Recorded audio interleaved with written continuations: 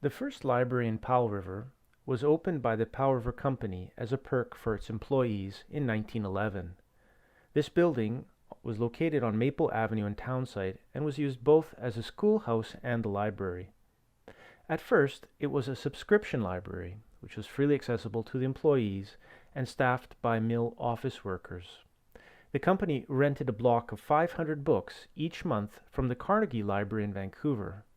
Then, in 1922, the Powell River Company purchased the first permanent collection of books for its members and hired Mrs. Mary Miller to be the permanent librarian. She served faithfully in that role until 1949. Membership was available to all residents of the Powell River District. To join the Powell River Company Library, you had to pay a deposit fee of $2. So, what were people reading in these years? In 1924, there was a popular reading room in the library where people were reading the latest magazines and newspapers. Popular newspapers were the Saturday Evening Post, the London Daily Mirror, and magazines were Life Magazine, Scientific American, and National Geographic. Some of the most popular books that year were The Golden Cocoon by Ruth Cross, The Call of the Canyon by Zane Grey, and The Plastic Age by Percy Marx. In 1927, the library moved to a larger location in the basement of Dwight Hall, where it would remain for over 50 years. At this time, the library and its reading room were open from Monday through Saturday, from 3 p.m. to 5:30 p.m., and then again from 7 to 9 p.m. In the new location, the library added some of the best reference material that was available at the time, including Encyclopedia Britannica and the historian's History of the World. The new library had a permanent collection of 2,000 books, and in addition to that, there were 200 books that were part of a traveling library that changed every 4 months. The Dwight Hall basement was a daunting place for some of the children who went there. Bev Falconer remembers that there were wrought iron bars at the entryway, and going into the library felt like entering a lion's den. Inside was a very austere environment with long tables where people read. Silence was expected of anyone who'd entered the space, and Mrs. Miller would shush everyone, adult or child, who spoke beyond a whisper. Another woman who grew up in Cranberry in the 30s recalls walking down with friends to Dwight Hall in the wintertime to meet some boys. They stayed inside the library because it was nice and warm, but as soon as they started to giggle, Mrs. Miller sent them out into the cold, and they walked back up the hill to Cranberry. The library was an essential part of the leisure for many of the residents of the small town. Betty Berger remembers that after school, a group who lived in Westview would run down the hill from Henderson School to the Dwight Hall Library just as it was opening. They would quickly find some books, check them out, and then would run back up the hill to catch the school bus before it left. Fran Forsyth remembers that as a child, she loved going through the cards inside of the books in the library because the names of everyone who checked out the books was written there, and she was curious to see which of her friends had read the books before her. By 1938, the collection had grown to over 3,000 books, and many new familiar magazine titles had appeared, including Maclean's, Chatelaine, and Canadian Geographic. Probably the most popular aspect of the library was the reading room, where people sat and read the newspaper or new magazines. Through the 1940s, the Powell River Company had a community policy of purchasing new books for the library, especially books about British Columbia and the pulp and paper industry. During World War II, the Powell River Company also donated hundreds of books to the Canadian Armed Forces from the library. During the 1940s, many people started to move out of town site into the surrounding neighborhoods, but there were few cars in town, and it was a long walk to Dwight Hall. To meet the demand for books, volunteer-run community libraries popped up. The first one was set up in Westview in 1942, in an upstairs room in the municipal building on Marine Avenue. One woman recalls that when she was 5 years old, her sister would take her down to that library to look at books while she went off to play with some friends outside. The librarian was a very kind woman, and they would look at books together. One day, she decided to follow the same trail by herself down the hill to the library without telling anyone. When her parents found out that she was missing, they entered into a panic and they looked everywhere but couldn't find her. It took them 1 hour to finally find her coming back from the library. In 1949, the Westview Library was relocated to the basement of Westview School and was staffed by the PTA. But the new location ended in tragedy as it was completely destroyed by an accidental fire in 1950. Karen Southern vividly remembers the fire that burned Westview School and Library to the ground one night in April 1950. That night, everything in the school and library was lost. She remembers standing there with the crowds the next morning as she saw her own classroom burning. One Clahaman woman remembers that as a young girl in the early 50s, she loved reading books, and one day she asked her grandmother to take her to the library in Townsite. Her grandmother replied that she couldn't take her because they weren't allowed to use it. The girl then asked her teacher at the Sliammon Day School about books, and her teacher began to pick her up a new batch of books each week and give them to her at school each Friday. Years later, she would have very positive experiences both at school libraries and then at the public library, and noted that it was a friendly environment with interesting activities and with people of all sorts of interests. In the 1950s, other community libraries were set up in spaces that were donated by the municipal council. The Cranberry Lake Library was set up with a donation of 250 books from the Westview Library in 1952, and from 1955 it was located in the community fire hall on Drake Street.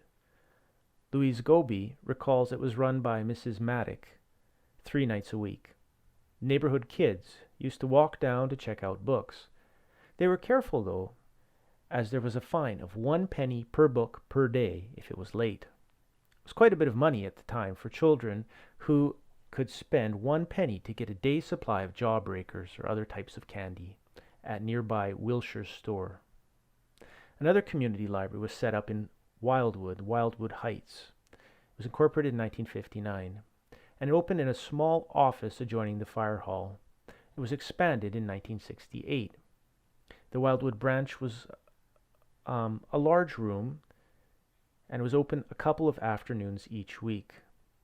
It had nice shelves and a big reading table. Although the books and shelving of the Westview Library were destroyed in 1950, the library reopened in the Westview Pavilion near City Hall 2 months later thanks to donated books and funds.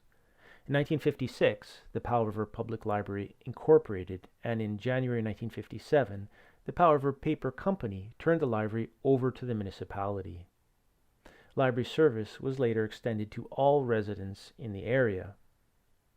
The Westview branch finally settled in at the basement of Municipal Hall in the McGregor Building in 1963. Kathy Bennett fondly remembers walking down from their family farm in Paradise Valley with her mom and siblings in the summertime to the Westview branch. Then walking back up the hill carrying stacks of books that they would read later at night and in tree forts over the summer break. In these years, local community libraries were mostly stocked with popular novels and children's books. There was a limited selection for people who were interested in research, but those researchers often opted to get their material from a direct mail service, originally known as the Open Shelf Library, that had been set up in British Columbia in 1919 and sent out books using the post. In time, this system morphed into what is now known as the Interlibrary Loan System that patrons still enjoy to this day. In 1973, the Powell River, meaning Townsite, Westview, Wildwood Heights, and Cranberry Lake libraries amalgamated to form the Powell River District Library Association. The Westview branch under City Hall became the main library. The librarian from Westview would send blocks of the most popular books off to each of the other neighborhood branches. With a combined board and funding and assets, the residents acquired the use of all 4 libraries and increased library services. But as people were becoming increasingly mobile, there was less of a need for the other community branches, and they were shut down. The Wildwood Heights branch was closed in 1980. The Cranberry Lake branch, which moved to the Cranberry Neighborhood Center, that's now the Senior Center, 1977, was closed along with the Townsite branch in Dwight Hall in 1982. The Powell River District Library now had only one location in Westview. The expanded library, though, acquired lots of new material. They had a record collection set up in 1974, microfiche in 1980, video cassettes in 1983, and computer games in 1984. Other new services that emerged in the growing library were storytime for young children, a computerized catalog replacing the old card catalog, and a computerization of the interlibrary loan system that made it easier to bring in books from other libraries. In 2003, the library became a municipal library, and its name was changed to the Powell River Public Library. In 2013, the Powell River Public Library became the first library in BC to win Canada's highest honor for its efforts in improving literacy. So this is the Council of the Federation Literacy Award for BC.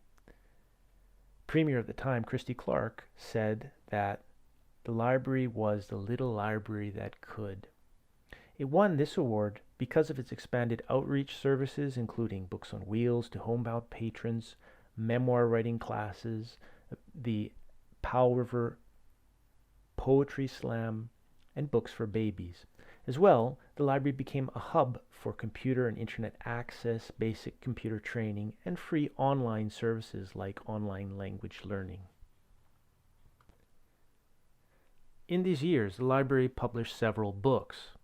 In 2013, it published Slices, a memoir anthology, which was compiled by employee Sandra Ton, who coordinates the memoir writing with seniors. The memoir writers went on to publish several other ebooks in the following years as memoir anthologies. In 2017, another employee, Megan Cole, compiled Water and Wood, Recipes from a Coastal Community, which was a cookbook about Powell River, and it served as a fundraiser for the new library. Then, in 2017, the little library that could moved to its present locations that was 3 times its former size. It is now a community hub with many more computers, open Wi-Fi access, several meeting rooms that are used for all sorts of programs for people of all ages, a coffee shop, The Nook, and a much larger collection that includes over 44,000 books, as well as thousands of magazines, DVDs, CDs, and other types of technology that people can rent and borrow. Unlike the quiet reading room of the first library in Townsite, the library in 2020 is a relaxed place where people are encouraged to mingle, chat, and enjoy the space.